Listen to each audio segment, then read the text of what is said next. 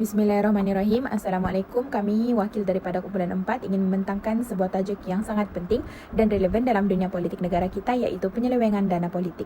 Isu ini bukan sahaja menggugat kepercayaan rakyat terhadap sistem politik, malah turut memberi kesan besar kepada kestabilan politik, ekonomi dan pembangunan negara secara keseluruhan. Secara umumnya, penyelewengan dana politik merujuk kepada penyalahgunaan atau pengurusan yang tidak telus terhadap dana kewangan parti politik. Dana ini lazimnya diperoleh daripada sumbangan orang ramai, syarikat korporat atau hasil kutipan rasmi bagi tujuan-tujuan tertentu. Sebagai contoh, membiayai kempen pilihan raya, menjalankan aktiviti parti atau membantu rakyat melalui program-program pembangunan komuniti. Namun begitu, dalam banyak kes, dana yang sepatutnya digunakan untuk manfaat awam ini telah disalahgunakan demi kepentingan pribadi individu tertentu. Perbuatan ini bukan sahaja bertentangan dengan prinsip demokrasi, malah telah mencetuskan krisis integriti dalam kalangan pemimpin dan institusi politik negara. Terdapat pelbagai bentuk penyelewengan dana yang kerap berlaku dan kebanyakannya dilakukan secara sistematik dan sukar dikesan tanpa siasatan terperinci. Pertama ialah penyalahgunaan dana parti.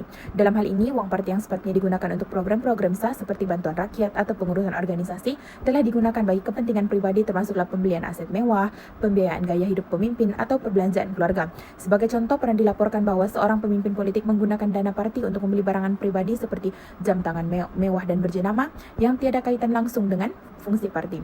Kedua, berlaku juga pemalsuan rekod dan dokumen kewangan. Ini dilakukan bagi menyembunyikan transaksi haram atau menyukarkan pihak berkuasa mengesan pergerakan dana yang mencurigakan. Dalam beberapa kes, laporan audit kewangan parti tidak mencerminkan jumlah sebenar sumbangan yang diterima. Malah terdapat dokumen palsu yang sengaja dihasilkan bagi melindungi penyumbang tertentu yang mempunyai kepentingan politik. Ketiga ialah penerimaan sumbangan tanpa rekod rasmi. Sumbangan politik seringkali diterima secara tidak rasmi tanpa dokumen sokongan atau risit. Sumbangan seperti ini sukar untuk dikesan sumbernya dan berpotensi besar untuk digunakan bagi tujuan yang bertentangan dengan undang-undang. Keempat, penyelewengan dana projek melalui manipulasi proses perolehan. Dalam hal ini, projek-projek pembangunan yang dibiayai oleh dana parti atau kerajaan diberikan kepada pihak tertentu melalui proses tender yang tidak telus. Sebagai balasan, pihak yang menerima projek tersebut akan memberi komisen kepada individu dalam parti. Kaedah ini menjadikan proses pengagihan sumber awam tidak adil dan menyebabkan ketirisan dalam perbelanjaan negara. Seterusnya, terdapat pelbagai faktor yang menyumbang kepada berlakunya penyelewengan dana parti politik di Malaysia. Salah satu punca utama ialah ketiadaan undang-undang khusus yang mengawal dana politik. Malaysia masih belum mempunyai akta parti politik yang dapat memantau secara telus semua bentuk sumbangan dan perbelanjaan politik. Akibatnya, dana dari sumber asing, tidak sah dan rahsia, mudah disalahgunakan tanpa sebarang kawalan berbanding dengan negara seperti Kenya yang telah melaksanakan undang-undang tersebut sejak tahun 2007. Selain itu, kelemahan dari segi penguatkuasaan undang-undang sedia ada juga menjadi punca utama. Undang-undang yang ada tidak dikuatkuasakan secara tegas, menyebabkan pemimpin tidak takut untuk melakukan penyelewengan kerana hukuman yang dikenakan tidak cukup berat atau menakutkan. Seterusnya, politik wang dan pembelian undi turut menyumbang kepada gejala ini. Wang sering digunakan sebagai sedekah kepada pengundi dalam bentuk jamuan, barangan dan wang tunai, walaupun perbuatan ini jelas melanggar Seksyen 10 Akta Kesalahan Pilihan Raya 1954. Tindakan ini menjadikan demokrasi negara semakin pincang dan tidak telus. Di samping itu, kemerosotan integriti dalam kalangan pemimpin politik amat membimbangkan. Nilai murni seperti amanah dan kejujuran semakin terhakis, terutamanya apabila pemimpin sanggup mencemarkan integriti mereka demi kekuasaan dan kekayaan. Baiklah, penyelewengan dana politik memberi kesan besar terhadap pelbagai aspek dalam negara, termasuklah parti politik, masyarakat dan negara secara keseluruhan. Dari sudut parti politik, penyelewengan ini boleh menyebabkan kehilangan kepercayaan ahli dalam penyokong. Apabila pemimpin parti terlibat dalam skandal kewangan, ini akan mencetuskan konflik dalaman serta perpecahan dalam kepimpinan. Reputasi dan imej parti turut tercalar, sekaligus memberi kesan negatif semasa pilihan raya apabila parti kehilangan undi dan mungkin beresiko disiasat atau dibubarkan. Parti tersebut juga akan dilihat lebih mementingkan kepentingan individu berbanding kepentingan rakyat. Dari segi masyarakat, penyelewengan dana politik membawa ketidakadilan sosial yang serius. Dana yang sepatutnya disalurkan untuk manfaat rakyat telah disalahguna, menyebabkan hak rakyat dinafikan. Keadaan ini juga akan menyumbang pada jurang sosial yang semakin melebar, terutamanya antara golongan elit politik dan rakyat biasa. Akibatnya, rakyat mula kehilangan kepercayaan terhadap sistem politik yang wujud dan merasa kecewa terhadap kepimpinan negara. Manakala bagi negara, kesan yang akan ditanggung adalah lebih besar. Penyelewengan dana boleh menyebabkan kerugian ekonomi yang besar, bahkan dianggarkan sehingga 2% daripada keluaran dalam negara kasar, KDNK.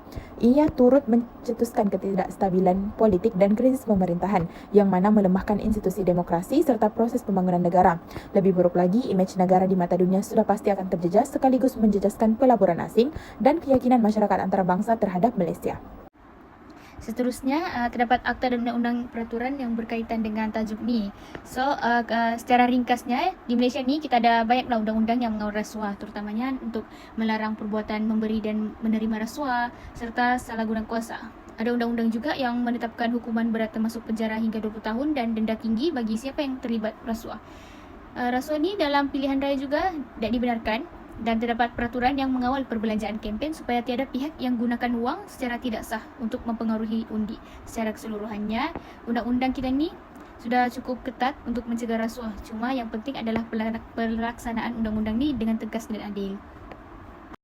Seterusnya, terdapat langkah mengatasi masalah rasuah ni, antaranya adalah menubuhkan agensi anti rasuah yang bebas dan berkuasa. Hal ini supaya siasatan dan tindakan undang-undang ni dapatlah dilakukan tanpa gangguan oleh pihak-pihak tertentu. Menguatkuasakan undang-undang dengan lebih ketat supaya tiada ruang langsung untuk orang yang terlibat dengan rasuah ni dapat melepaskan diri. Yang ketiga, hadkan perbelanjaan kempen dan dedahkan sumber dana pilihan raya supaya tiada lagi pihak yang menggunakan wang secara tidak sah. Yang paling last adalah meningkatkan pendidikan tentang integriti dan kesedaran awam supaya masyarakat ni dia lebih pekahlah terhadap bahayanya rasuah dan pentingnya mengutamakan kejujuran dalam politik. So, akhir sekali adalah peranan pihak berkepentingan. So, kita kena fahamlah bahawa masalah ni bukan satu pihak je yang boleh selesaikan. Antara pihak yang berperanan tu adalah SPRM dan juga Institut Kehakiman. Dorang kenalah siasat semua kes penyelewengan dengan telus dan bebas, tak kiralah siapa dan jawatan orang tu. Hukuman pun mestilah adil dan juga setimpal, tidak kira pangkat atau jawatan, sebab keadilan ni mesti tetap ditegakkan. Dan juga Institut Pendidikan dan Badan Penyelidik pun berperanan, iaitu dalam mendidik masyarakat pasal integriti, kenapa ia penting dalam sistem politik. Lepas tu jadi kalau rakyat sendiri sedar, mereka taklah mudah dibeli dengan duit ataupun janji-janji manis ketika pilihan raya. Dan kesimpulannya adalah, walaupun kita ni ada undang-undang yang ketat dan langkah-langkah untuk tangani rasuah ni, tapi kesedaran dengan kerjasama semua pihak tu adalah kunci utama untuk mewujudkan sistem yang lebih bersih dan juga adil. Jadi marilah kita semua sama-sama mainkan peranan masing-masing untuk memastikan negara kita bebas daripada rasuah. Sekian saja pembentangan dari kumpulan kami. Terima kasih.